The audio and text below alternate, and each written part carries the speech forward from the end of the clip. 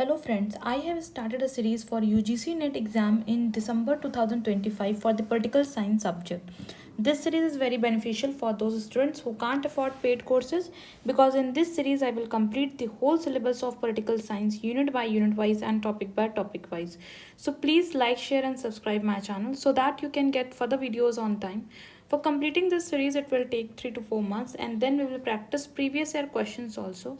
The classes will be in bilingual, that is I use both the language, that is Hindi and English, for explaining the topics. So this is the unit number 3, Indian political thought, and within this unit number 3 this is chapter number 3, that is on अगानु सूत्र. इससे पहले मैंने already 2 topics पे lecture upload कर दिया and sorry for the delay. मैं थोड़ा सा काफ़ी लंबे गैप के बाद वीडियोस को डाल रही हूँ. पिछले 1-1.5 महीने से काफ़ी कुछ थोड़ा सा पर्सनल लाइफ में डिस्टर्बेंस है जिस वजह से सॉरी फॉर. मैं आप सभी से सॉरी मांगती हूँ जो भी स्टूडेंट्स मेरी वीडियोस को देखते हैं और जिनको ये वीडियोस बेनिफिशियल लगती हैं. काफ़ी मेरे पास कमेंट्स आए कि मैम प्लीज़ वीडियोस को रेगुलर बेसिस में डालिए. मैं बहुत ट्राई करती हूँ but because of some reasons अभी ये डिले हो रहा है, बट आई होप आगे ये डिले इतना ना हो और मैं रेगुलर बेसिस पे वीडियोस ज़रूर डालूँ. सो आज हम चैप्टर 3 अगानु सूत्र को पढ़ेंगे. देखिए, सबसे पहले हमें ये समझना है कि गौतम बुद्ध जो थे वो कौन. गौतम बुद्ध जो हैं वो लुम्बिनी में उनका जन्म हुआ था और उनका नाम था सिद्धार्थ. उनका अदर नेम जो था वो सिद्धार्थ भी था. ठीक है. He got enlightenment under Bodhi tree in Bodh Gaya and he gave the concept of 4 noble truth and 8 fold path. उनका जो 4 नोबल ट्रुथ था कि दुख, desire, no end to suffering and 8 fold path, ये जो 4 नोबल ट्रुथ थे ये बहुत ही फेमस थे एंड उन्होंने 8 फोल्ड पाथ भी बताया था. और ये जो बुद्धिज़्म है, जो फिलोसफी ऑफ बुद्धिज़्म है, इस 3 टाइप्स है, थेरावाड़ा, महायान एंड वज्रयान. तो जब आप हिस्ट्री पढ़ रहे होंगे तो वहाँ पे इस बुद्धिज़्म टॉपिक को बहुत ही, जो बच्चे यूपीएससी की प्रिपरेशन करते हैं वो इस टॉपिक को, बुद्धिज़्म के टॉपिक को बहुत डिटेल में पढ़ते हैं बिकॉज यहाँ से क्वेश्चंस बहुत ज़्यादा आते हैं बुद्धिज़्म से. सो यहाँ पे मैं डिटेल में आपको बुद्धिज़्म की फ़िलोसफी को नहीं समझाऊंगी अभी, क्योंकि हमारा जो टॉपिक है वो अगानु सूत्र है. बट क्योंकि अगानु सूत्र बुद्धिज़्म से ही रिलेटेड है, जो ये अगानु सूत्र है ये बुद्धिस्ट टेक्स्ट है. ठीक है. देखिए, बुद्धिस्ट जो टेक्स्ट थे वो उसमें कौन कौन से टेक्स्ट थी. एक त्रिपिटक थी, मतलब 3 बास्केट्स.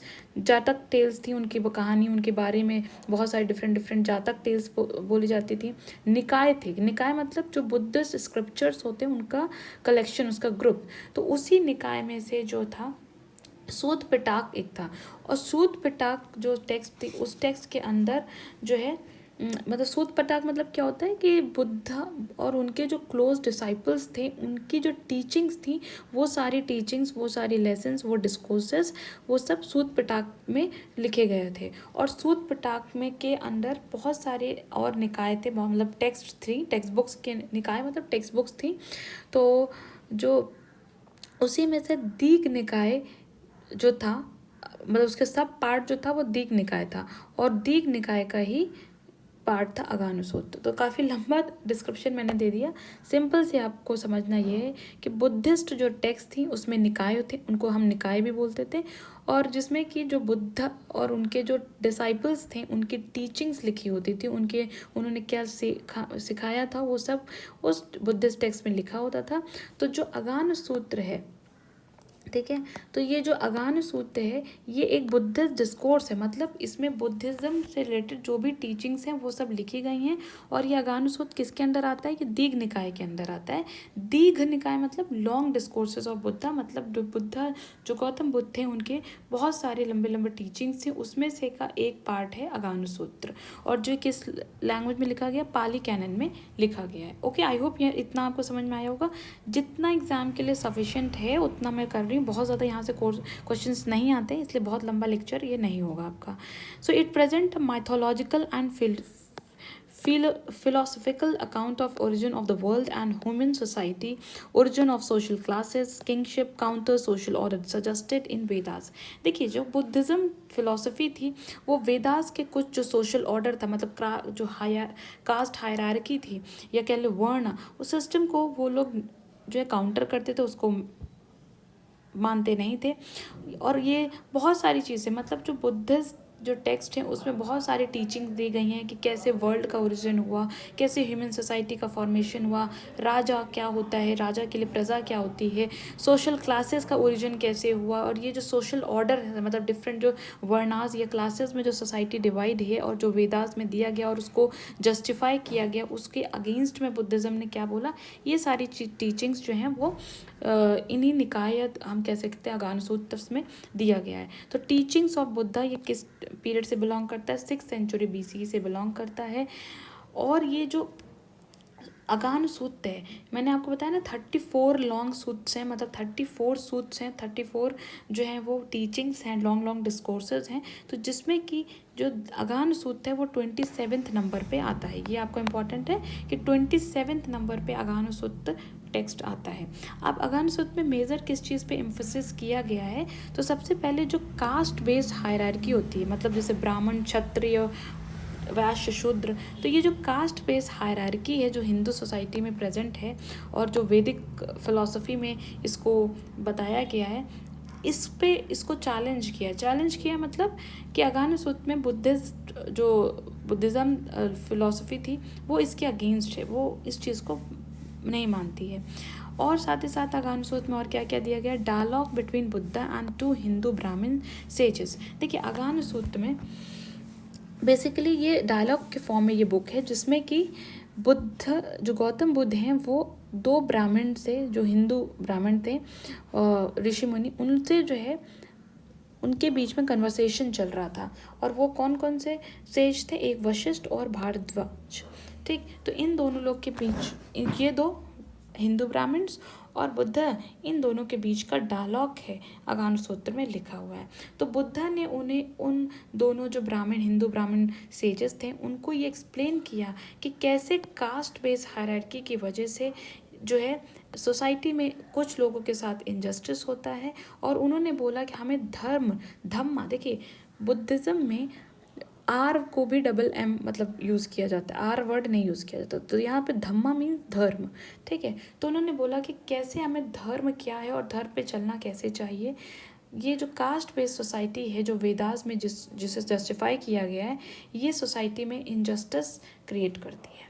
ठीक है, सो आई होप आपको ये जो इंट्रोडक्शन पार्ट है आपको समझ में आया होगा। अब हम लोग देखते हैं कि जो अगानसो टेक्स्ट बुक है, जो दीघ निकाय है, जो इसका 27th पार्ट है दीघ निकाय का, उसमें बेसिकली क्या क्या चीज़ें एक्सप्लेन की गई हैं। तो सबसे पहला टॉपिक जो है वो एक्सप्लेन किया गया है वहाँ पे कि कैसे अर्थ पे लाइफ का ओरिजिन हुआ।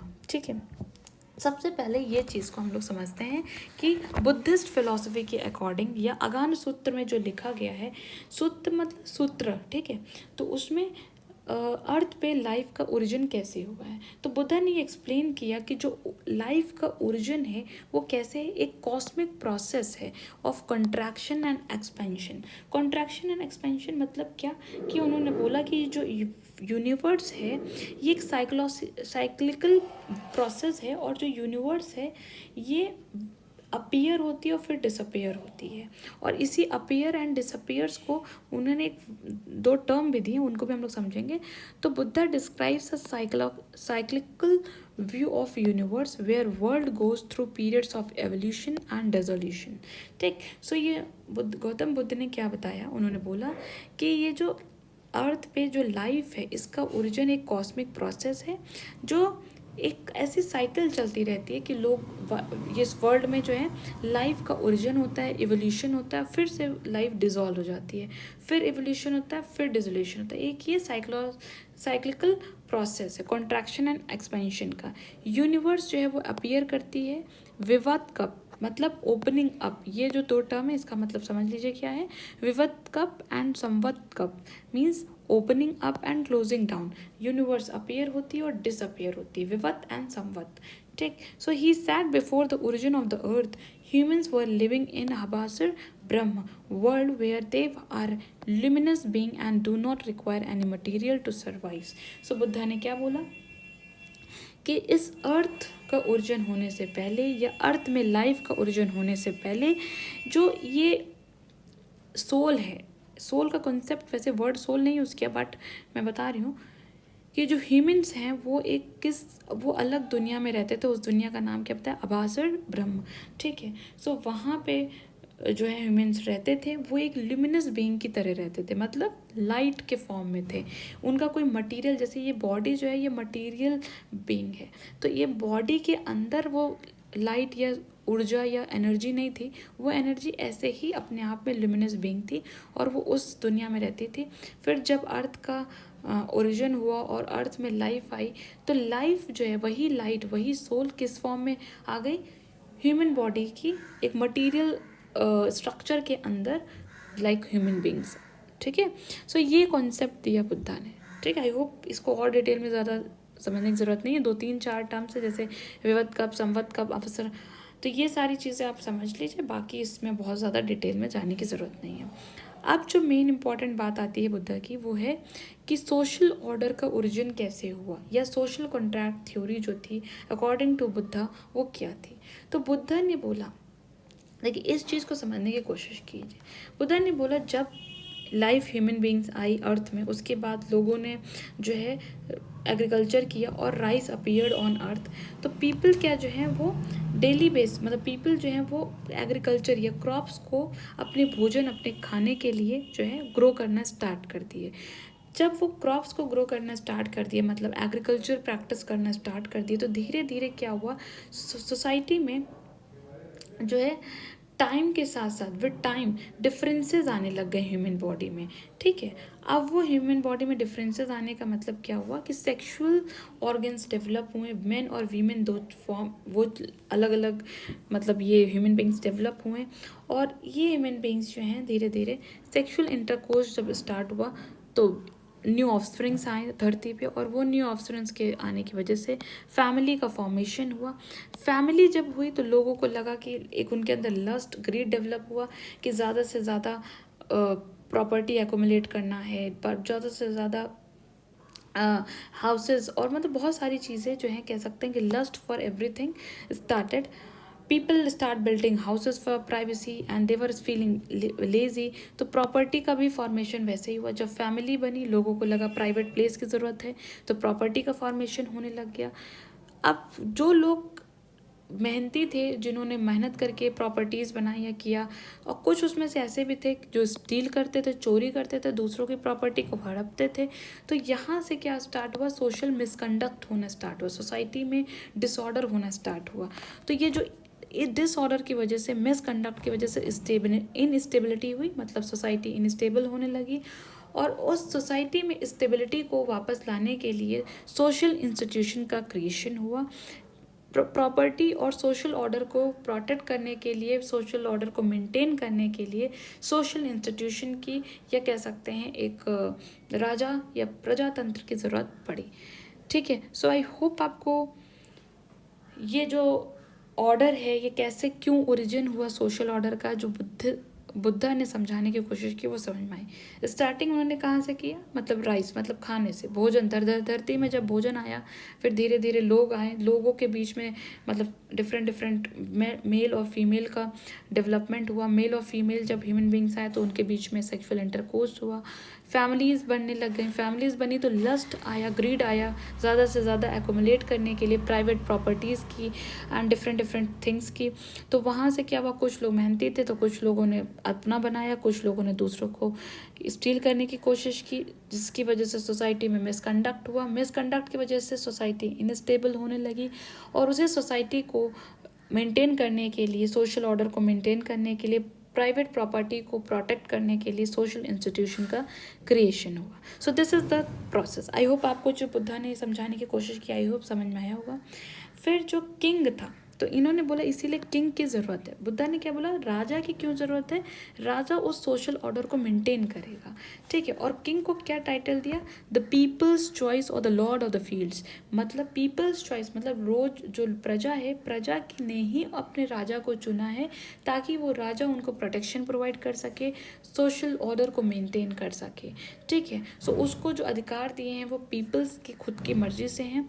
ठीक है, तो ये जो सोशल कॉन्ट्रैक्ट की थ्योरी, एक तरह से कह लीजिए उस टाइम पे कॉटल, हम लोगों ने इससे पहले जब चैप्टर पढ़ा था तो कॉटल ने भी सोशल कॉन्ट्रैक्ट को अपने फॉर्म में बताया। लेटर ऑन ग्रीक्स जो थे, जैसे लेटर ऑन जो हॉब्स वगैरह थे, थॉम इन लोगों ने उस चीज़ को अपने उसको नाम दे दिया बाकायदा सोशल कॉन्ट्रैक्ट का। अदरवाइज़ ये बुद्धिज़्म के टाइम से ही चीज़ें आई थी कि क्यों सोशल ऑर्डर मतलब सोशल इंस्टीट्यूशन की ज़रूरत है, क्यों राजा की ज़रूरत है। तो वो उस टाइम का सिचुएशन थी, उस अकॉर्डिंग से सोशल इंस्टीट्यूशन की बात हुई। फिर later on in modern society उसी चीज़ को टर्म कर दिया गया स्टेट के फॉर्म में, उसी चीज़ को सोशल कॉन्ट्रैक्ट थ्योरी का नाम दे दिया गया। ठीक है, सो आई होप आपको ये चीज़ समझ में आई होगी। अब हम लोग जो है नेक्स्ट चीज़ पढ़ते हैं, the creation of caste order. ये जो कास्ट का जो ऑर्डर था उसका क्रिएशन कैसे हुआ। तो सबसे पहली बात तो Buddha was not in favour of Hindu mythology. जो बुद्ध थे, गौतम बुद्ध, वो बिल्कुल भी फेवर में नहीं थे। जो हिंदू लोग इस चीज़ को बिलीव करते थे कि जो ब्राह्मण्स हैं वो कहाँ से आए, ब्रह्मा है, जो भगवान ब्रह्म हैं, उनके माउथ से निकलते हैं ब्राह्मण, क्षत्रिय उनके भुजाओं से और आर्म से निकलते हैं, और वैश्य का जन्म कहाँ से हुआ, पेट से हुआ, और शूद्र का जन्म कहाँ से हुआ, ब्रह्मा के फीट से हुआ। ठीक है, तो ये जो मैथोलॉजी थी ब्राह्मण्स की, मतलब हिंदू मैथोलॉजी थी, बुद्धा जो है वो इसके बिल्कुल अगेंस्ट में थे, वो इस चीज़ के फेवर में नहीं थे। उन्होंने बोला कि अगर इस तरीके से हम डिफरेंट कास्ट को हम जस्टिफाई करने का ये तरीका है और उनको एक ऑर्डर में रखने का जस्टिफिकेशन दिया है, पर वो बुद्धा जो थे वो इसके बिल्कुल अगेंस्ट में थे। उन्होंने बोला ये जो कास्ट और क्लास का ऑर्डर है, मतलब जो कास्ट बनी है ब्राह्मण, क्षत्रिय, वैश्य, शूद्र, और जिसकी वजह से डिफरेंट सोसाइटी में हायरार्की हो चुकी है, कुछ अपर क्लास और लोअर क्लास का सिस्टम बन चुका है, ये एक हिस्टोरिक प्रोसेस है, ना कि ये कोई डिवाइन ऑर्डर नहीं है। ये भगवान ने, ये ब्रह्मा के ने इस चीज़ को ओरिजिनेट नहीं किया है कि ब्रह्मा के मुंह से ब्राह्मण्स निकले हैं, ब्रह्मा के आम से भुजाओं से क्षत्रिय का जन्म हुआ है, और स्टमक से वैश्य का और शूद्र का फीट से जन्म हुआ है। ये जो ऑर्डर बताया गया है ये कोई डिवाइन ऑर्डर, ये भगवान का इसमें कोई हाथ रोल नहीं है। ये सोसाइटी में कि एक हिस्टोरिक प्रोसेस है, धीरे धीरे करके कास्ट और क्लास का जन्म हुआ है। और फिर उन्होंने डिफरेंट क्लास बताई, क्षत्रिय क्लास, ब्राह्मण क्लास, वैश्य क्लास, शूद्र क्लास, और एक और डिफरेंट न्यू क्लास उन्होंने बुद्धा ने बोली, अरहत। ठीक, ये वर्ड है, इसको इम्पॉर्टेंट है, इसको ये थोड़ा सा यहाँ से क्वेश्चन आ सकता है, क्योंकि बाकी सब तो आपको पता ही है, ये इम्पॉर्टेंट है तो इसको देखिएगा। ठीक है, तो अरहत मतलब क्या कि एसेटिक, सन्यासी।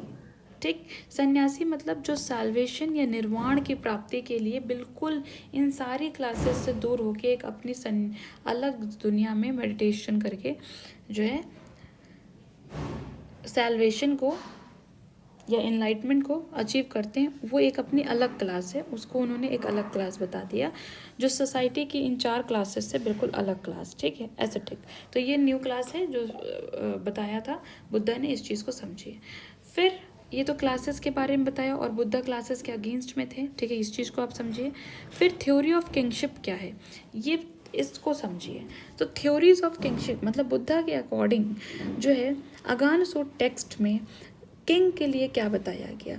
तो पहली बात तो स्टेट का क्रिएशन हुआ है, मैंने अभी आपको ऊपर समझाया ना कि बुद्धा ने कैसे एक्सप्लेन किया कि सोशल इंस्टीट्यूशन की या स्टेट की या राजा की क्या क्यों ज़रूरत पड़ी और कैसे उसका ओरिजिन हुआ। तो बुद्धा ने क्या बोला कि ये एक हिस्टोरिक प्रोसेस है, कोई नेचुरल या डिवाइन प्रोसेस नहीं है, ये धीरे धीरे वक्त के साथ ज़रूरत पड़ी इसलिए स्टेट का क्रिएशन हुआ, ना कि कोई भगवान के वाणी या वचन की वजह से नहीं। सो ये एक सोशल, इसका मतलब क्या हुआ कि जो बुद्धा थे वो सोशल कॉन्ट्रैक्ट ट्रेडिशन से बिलोंग करते थे, और he supported the idea of monarchy मतलब राजा रूल करेगा, the rights of the private property. This point is important, यहाँ से क्वेश्चन आ सकता है।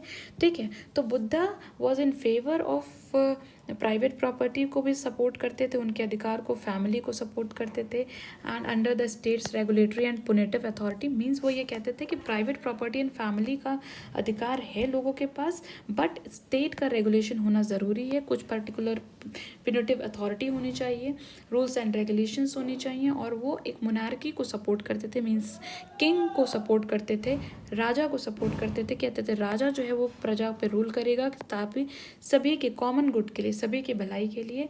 एंड ही चैलेंजेस द वैदिक ideas of maintaining social order based on वर्ण, आश्रम, धर्म। तो जो बुद्धा थे वो जो वेदों में जो लिखा गया था कि सोशल ऑर्डर को मेंटेन करने के लिए वर्ण सिस्टम का जो कॉन्सेप्ट दिया गया था, और उसमें बताया था कि ब्रह्मा का ये रोल है, क्षत्रियों का ये रोल है, तो उस हिसाब से सबको अपना धर्म डिफरेंट क्लासेस में सोसाइटी को डिवाइड किया गया वेद्स के अकॉर्डिंग, और उन सोसाइटी के बेस्ड पे उनको डिफरेंट डिफरेंट धर्म बताया गया कि इस वर्ण का ये धर्म है, और इसको जैसे क्षत्रिय का धर्म है रूल करना, प्रोटेक्ट करना, आर्मी क्रिएशन, ब्राह्मण का धर्म है वेदों का ज्ञान बांटना, ठीक है। सो जो ये डिफरेंट कास्ट के अकॉर्डिंग जो धर्म को डिस्ट्रीब्यूट किया गया था, धर्म को बताया गया था, इस चीज़ को बुद्धा चैलेंज करते थे, इस चीज़ को बुद्धा बिलीव नहीं करते थे, और ये जो कास्ट बेस्ड डिस्क्रिमिनेशन है उसको बिल्कुल बुद्धा रिजेक्ट करते थे। So these are the important points. आप कुछ की नोट्स की कोट्स देखिए। Dhamma is the best thing for people in this life, the next as well. तो उन्होंने क्या बोला कि धर्म पे चलना ही सबसे इम्पॉर्टेंट है। धर्म को अलग अलग कास्ट के बेस पे डिवाइड करना is not good thing. I am a true son of blessed Lord, born of his moth, born of धर्म, क्रिएटेड बाय धर्म एज ऑफ धर्म। तो बुद्धा जो है वो धर्म को सबसे ज़्यादा प्रायोरिटी देते थे, और उन्होंने धर्म को ही बोला कि मैं धर्म की वजह से ही बहुत ही ब्लेस्ड हूँ, और कि मैं धर्म के बेसिस पे जो है चलना उन्होंने सबसे ज़्यादा इम्पोर्टेंट बताया, ठीक है। So this is all about अगानुसूत्र। इससे ज़्यादा इम्पोर्टेंट मुझे नहीं लगा। बाकी जब हम लोग प्रीवियस ईयर क्वेश्चंस को प्रैक्टिस करेंगे तो वहाँ पे अगर कुछ न्यू हमें क्वेश्चंस दिखते हैं तो उनको उसी वक्त मैं आपको एक्सप्लेन कर दूँगी। So this is all about अगानुसूत्र, this chapter number 3। Thank you so much for watching this video, and please बेटा सॉरी फॉर द डिले। मैं कोशिश करूँगी कि आप वीडियोज़ रेगुलर रहें।